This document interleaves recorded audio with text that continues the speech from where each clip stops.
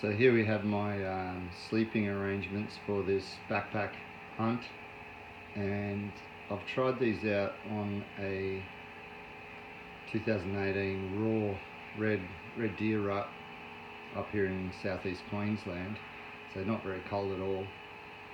I didn't use the sleeping bag in the middle, it was too hot, and I didn't use the Cedar Summit thermolite reactor because that adds 15 degrees to the sleeping bag.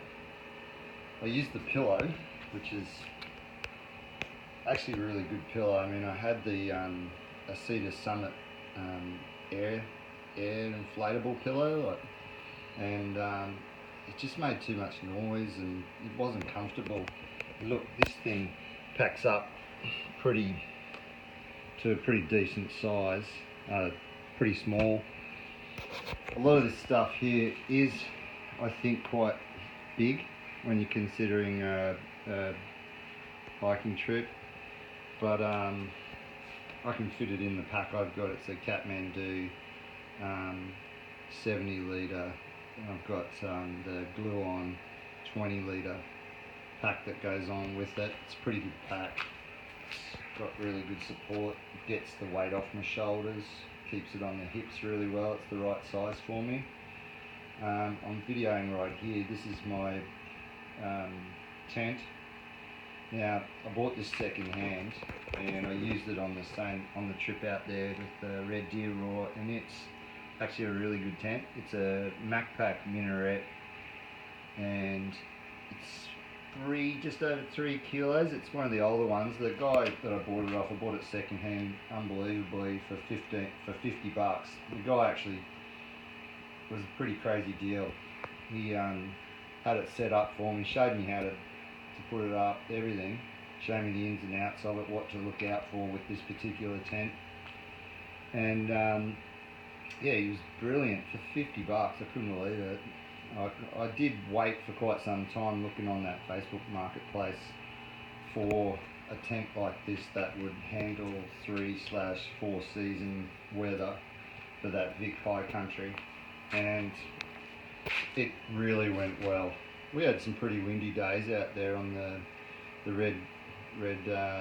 roar in 2018, and actually I felt like that was why we didn't hear much roaring, is because it was quite windy, and the deer I ended up shooting with the rifle was actually 200 metres away from me, maybe 250, and I could only just hear him roaring, so because it was that windy. So I reckon that's why we didn't hear a huge amount of roaring going on out our way, because we probably just didn't get close enough to them. You know, when it's quiet and no wind, you can hear them.